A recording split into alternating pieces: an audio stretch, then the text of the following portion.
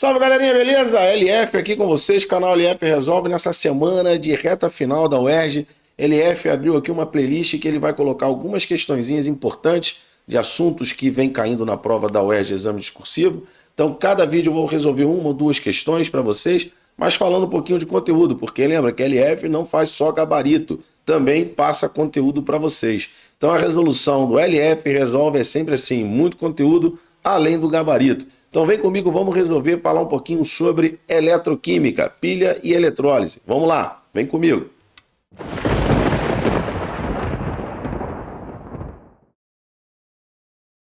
Salve galera, beleza? Vamos falar primeiro sobre pilha, célula galvânica, bateria, enfim, vários nomes aí que podem ser dados, mas que a gente vai explorar o mesmo conteúdo, beleza? Há uma corrente que chama de bateria quando a gente tem pilhas ligadas em série, tá? E há uma corrente que diz que bateria é aquilo que pode ser recarregado. Então, no momento que ela está sendo usada, ela é uma pilha, depois ela volta, faz a eletrólise. Enfim, galera, o conteúdo é o mesmo, mas vamos lá, vamos aplicar isso aqui agora. Bom, antes de falarmos sobre o problema, né, que esse problema aqui caiu na prova de 2020, para calcular DDP e tal, vamos falar um pouquinho assim sobre o que pode aparecer em relação à eletroquímica, mais especificamente, né? Vamos falar nessa primeira questão, eletroquímica. Vamos fazer aqui rapidinho um apanhado teórico sobre pilha. Então, galera, primeiro, para falarmos de eletroquímica, para falarmos de pilha, a gente tem que lembrar dos fenômenos redox. Então, os fenômenos redox, primeiro, oxidação, é só você lembrar do opa, oxidou. Oxidou foi quem? Perdeu elétrons e aumentou o NOx. Então, eu reconheço uma oxidação dessa forma. Lembrando que quem sofre a oxidação na pilha estará no anodo, que é o polo negativo, e será o agente que provoca o outro processo, ou seja, será o agente redutor. E, em contrapartida, nós temos lá o tira-catarro, arranha-garganta. Esse RRR diz o quê? Que quem reduziu foi quem recebeu o elétron e aí reduz o estado de oxidação, né? Reduz o NOx. E a gente vai também falar que, nesse caso, quem sofre o processo de redução está no cátodo, que é o polo positivo, e ele será o agente que provoca a oxidação, ou seja, ele é um agente oxidante, beleza? E como é que a gente sabe quem é que vai reduzir e quem vai oxidar? Nós temos que olhar o potencial de redução. Potencial de redução, ele mede a resistência que uma espécie tem em perder elétrons.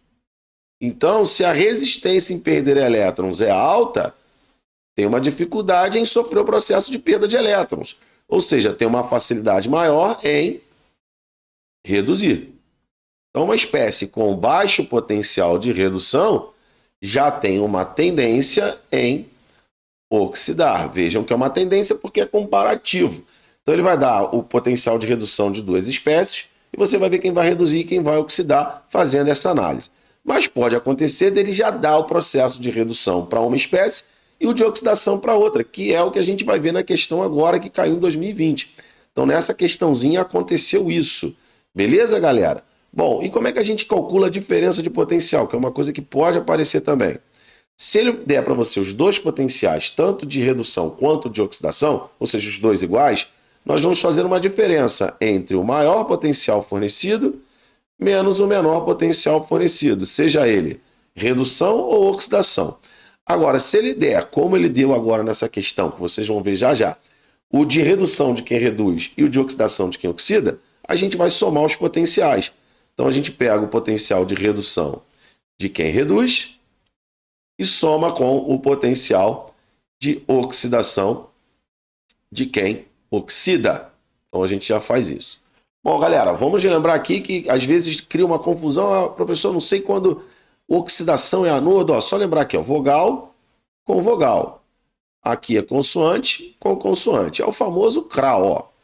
CRAL, catodo, redução, catodo reduziu e anodo oxidou, beleza? Então é só lembrar do CRAL.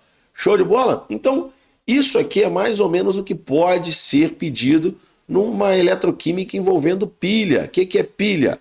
Pilha é uma reação química espontânea, reação espontânea. Para ser espontânea, o ΔE tem que ser maior do que zero, beleza? E a energia livre de Gibbs vai ser negativa, que é ela que manda na espontaneidade de uma reação. Então a reação espontânea, o ΔE é maior que zero, e essa reação ela produz corrente elétrica. Já a eletrólise é o contrário, mas a gente vai falar de eletrólise já já. Belezinha? Então a gente tem aqui bastante coisa. Lembrando que também o anodo ele perde massa o anodo, e o catodo ganha massa. Beleza? Então são situações, são variáveis que podem aparecer numa questão. Bom, agora vamos fazer a questãozinha que caiu no exame da UERJ em 2020. Então ele dá aqui para você a bateria de sal fundido que vem sendo utilizada em carros elétricos, recebe esse nome por empregar sais fundidos a elevadas temperaturas. Nesse tipo de bateria é necessário que ocorra as seguintes semi-reações. Ó, essa semi-reação aqui é diferente dessa. Olha para cá a setinha. Esse elétron está no produto e esse aqui está no reagente. Lembrem sempre, elétron no reagente, nós estamos vendo uma redução. Então, elétron no reagente, a gente está vendo redução. Então, aqui ele deu um potencial de redução, que é esse aqui. Esse é um potencial de redução e esse aqui é um potencial de oxidação. Logo, se ele me pedir a diferença de potencial, eu vou somar os dois. Show? Ele pede primeiro aqui, nomeie o sal formado nesse processo e sua ligação interatômica. Então, o sal formado, ele não tem oxigênio na composição. Se ele não tem oxigênio, a terminação dele é eto. Logo, o sal formado é cloreto de sódio. Agora, qual é o tipo de ligação interatômica que forma esse cara? A gente vai pegar a eletronegatividade do sódio e tirar a diferença com a do cloreto. Logo, a diferença de eletronegatividade é maior que 1,7, que é o nosso limite. Então, nesse caso aqui, a diferença de eletronegatividade deu 2,1. Então, como eu tenho um metal e um ametal com diferença de eletronegatividade maior que 1,7, nós temos uma ligação iônica. Beleza? Então, matamos aqui a primeira parte. Apresente também a reação global da bateria.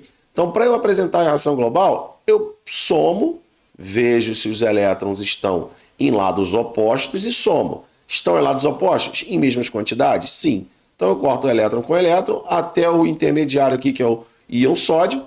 Então, agora a gente escreve aqui a equação global. Então, nós temos aqui cloreto de sódio, cloreto de níquel, perdão, mais sódio, formando o níquel metálico mais 2 de cloreto de sódio, 2 mol. E ele pede a diferença de potencial. Logo, a diferença de potencial vai ser o quê? O potencial de quem reduz, que é menos 0,23, mais o potencial de quem oxida, que é 2,71. Isso aqui vai gerar um potencial de mais 2,48. Então, esse processo aqui é espontâneo. Beleza, galera? Bom, agora vamos falar da questão que envolveu eletrólise. Só a LF conferir aqui, pediu tudo, já demos tudo, demos em volts, belezinha. Então agora uma questãozinha que envolve eletrólise, galera. Então, eletrólise, a gente tem que ter um cuidado. Para que ocorra a eletrólise é o contrário, é uma corrente elétrica provocando reação química. Então, para a corrente elétrica atravessar o sistema, necessário eletrólitos. Esses eletrólitos podem ser formados de sais ou de compostos fundidos ou dissolvidos principalmente em água. Então existe a eletrólise sem água, que é chamada de eletrólise ígnea, e existe a eletrólise aquosa, que é a eletrólise em água. Beleza? Então, nosso assunto aqui é eletrólise.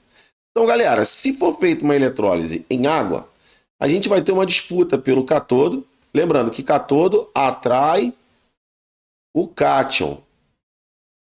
da solução. E anodo na eletrólise atrai o ânion. Como o cátion ele é positivo, o cátion é a partícula positiva, logo o cátodo vai ser negativo. Como o ânion é a partícula negativa, logo o anodo vai ser positivo. É isso que difere pilha de eletrólise, a polaridade dos eletrodos. Agora, aqui continua ocorrendo redução e aqui no anodo continua ocorrendo oxidação. Só que agora vai ocorrer redução de elementos que não queriam reduzir e vai ocorrer oxidação de elementos que não queriam oxidar. Lembre sempre que a eletrólise tem como objetivo, o objetivo da eletrólise é produzir substâncias puras a partir de substâncias compostas. Esse é o objetivo da eletrólise. É uma decomposição a partir de corrente elétrica. Bom, e quando isso acontece, quando a gente tem eletrólise aquosa, há uma disputa pelo cátodo e o anodo. A água vai entrar nessa disputa. Para facilitar aqui, eu vou representar a parte positiva da água como sendo H+, e a parte negativa da água como sendo OH-. Na verdade, quem vai sofrer o processo é a água, mas na prova da UERJ, eles deixam você colocar como sendo H+, ou OH- sofrendo o processo, não tem problema algum, tá bom? Não vai ter problema nenhum. Belezinha? Então, vamos lá, galera. Então, o que acontece? Quando ele ficar aqui, né, disputando no cátodo, aqui a gente vai colocar preferência pelo cátodo. Então, se eu tiver uma eletrólise aquosa, eu vou ter um cátion de um composto e vou ter a água, né, na forma do seu hidrogênio H+. Na verdade, a água, ela vai pela parte de hidrogênio dela para o cátodo, vão disputar o cátodo. Quem é que vai vencer essa disputa? Vamos lá. Preferência para cá. Quem é que aqui vai perder no caso? Ó, alcalinos. Vou botar um A, 2A, tá? Para facilitar aqui a nossa vida. Ó, um A, 2A e o alumínio perdem na disputa para quem? Para o hidrogênio da água. Beleza? Lembrando que isso aqui é a água. Que vão perder, a água vai perder para os demais cátions, tipo cobre, zinco, outros cátions que estejam na solução, né? Disputando com a água. Bom, e agora aqui no anodo, vou botar aqui preferência pelo anodo. Então, quem vai ter preferência pelo anodo? Vai estar mais à direita. E quem está aqui à esquerda? Ânions oxigenados e o fluoreto, né? F-. Esses pedem para o OH- da água, que é a água. E quem vence? Os demais ânions que não têm oxigênio na sua composição, tipo cloreto, brometo, outros ânions aqui em questão. Bom, então vamos lá, vamos para a questão agora. Já fizemos uma explanação aqui de eletrólise qualitativa. Lembrando que a gente não está falando ainda de eletrólise leis de Faraday, isso vai ficar para um próximo vídeo. Aqui é só eletrólise qualitativa, que foi o que caiu na provinha de 2019. Esterilização é um processo industrial, a salmoura, uma solução aquosa de alta concentração de cloreto de sódio, é purificada para posteriormente ser submetida à eletrólise, com eletrodos inertes. Nesse processo, ilustrado abaixo, formam-se 3 produtos de maior valor agregado, os gases XY, o composto iônico Z. Sobre os gases, sabe-se que X é o de menor massa molar e Y possui um odor característico. A gente vai falar isso já já. Beleza? Então, olha só. Primeira coisa que a gente tem que ver é o seguinte. O que vai acontecer? Cloreto de sódio aquoso vai gerar um cátion e um ânion na solução, que é o cloreto. E a água também vai entrar nessa parada. Vai gerar H+, e OH-. Aqui a água entrou nessa jogada. Lembrando que quem vai, na verdade, é a água, mas a gente vai representar por H+ e OH-. A UERJ permite isso. Então vamos lá, ele vai ter uma disputa entre o H+ da água, ou seja, a água e o sódio, e o OH- da água e o cloreto. Como nós vimos aqui, ó, entre sódio e hidrogênio, quem é que vai vencer essa parada? Olha para cá. Entre sódio, ó, o sódio está aqui, e hidrogênio da água. É o hidrogênio da água que vai sofrer o processo. Então a gente vai escrever aqui, ó, já a reação aqui, ó, cátodo. Então, no cátodo, nós teremos o H+ da água produzindo a sua substância simples. Bom, por aqui a gente está vendo que como o hidrogênio é diatômico, lembre-se, hidrogênio, oxigênio, nitrogênio, flúor, bromo, iodo, cloro, são substâncias que formam moléculas estáveis diatômicas, tá? Então, são átomos que formam, né, são substâncias que são formadas, né, por esses átomos e são substâncias no qual o composto ele é diatômico, tá? Então, a gente tem que pensar sempre nisso. Bom, aqui no cátodo ocorre a redução. Então, o elétron vai estar no reagente. Está aqui o elétron. Ó, você poderia colocar a equação da água sem problema, tá? A equação da água seria isso, ó. Vai formar aqui o gás hidrogênio, vai formar 2 de OH-, parará, dá 2 hidrogênios, 2 oxigênio, 4, e aqui mais 2 elétrons, tá? Poderia botar essa equação aqui sem problema também. O bom dessa equação é que a gente vê o OH- aqui na sua essência, né? Ele sendo formado mesmo, que ele vai ser o responsável pelo produto secundário Z. Bom, aí quando a gente vai para o anodo, a gente vai ter a disputa lá do cloreto com o OH-. Cloreto, D mais ânions, o OH- está aqui, é o cloreto que vai. Então agora, segunda espécie ao processo de eletrólise, cloro, de novo, como o LF falou, forma um composto diatômico, então tem que colocar um 2 aqui e colocar os seus 2 elétrons aqui. Então, quando a gente monta a equação global, tá? Primeiro, entre os dois gases, esse aqui é o de menor massa molar. Menor massa molar. Logo, se ele é o de menor massa molar, já sabemos quem é X. X é o hidrogênio. Beleza? Então, vamos montar a nossa equação global. Para montar a equação global, a gente vai precisar fazer uma análise aqui mais crítica. De onde vem esse H+? Da água. E ele tem 2 H+, então eu preciso de 2 mols de água.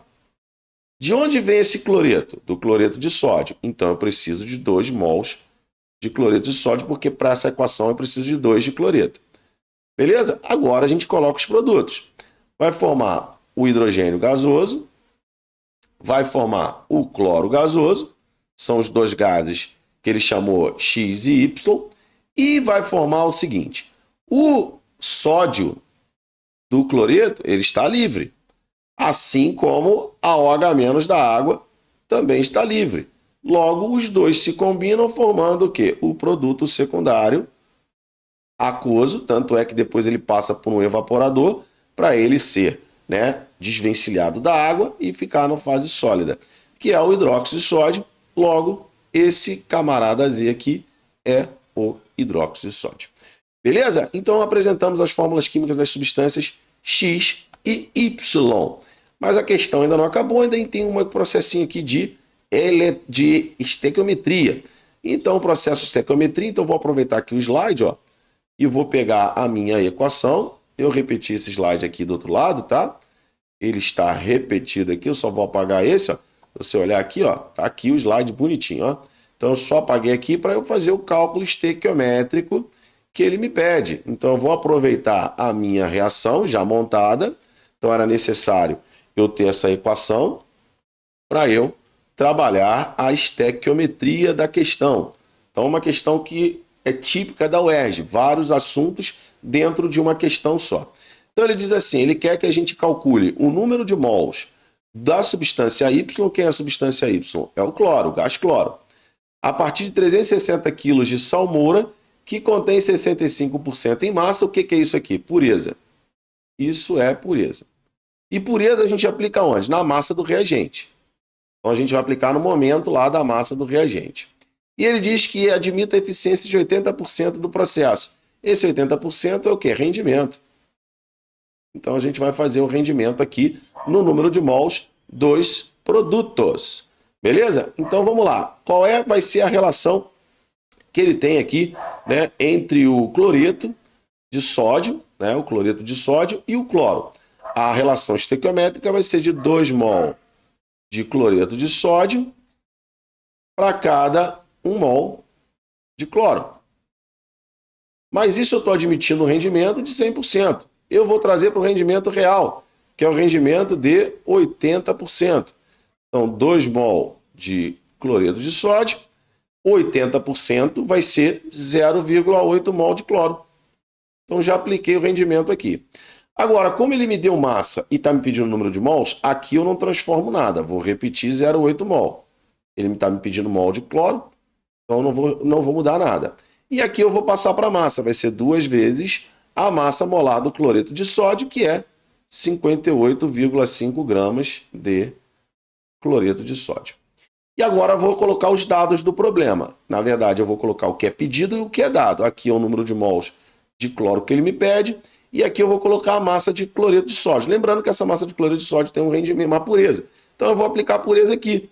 0,65 vezes 360 vezes 10 a terceira. Lembrando que ele está em quilograma de NaCl. Fazendo essa conta toda aqui, pessoal, já apliquei a pureza, eu apliquei na massa do reagente. E rendimento eu apliquei no número de mols do produto. Se fizer assim, você nunca vai errar nada relacionado à pureza e rendimento. Então, o número de mols aqui vai dar aproximadamente 1.600 mol, galera. Belezinha? Então, pessoal, duas questões aí envolvendo eletroquímica, uma de pilha, outra de eletrólise. Acompanha a LF que vai vir mais vídeo aí no De Olho na UERJ. Vem comigo.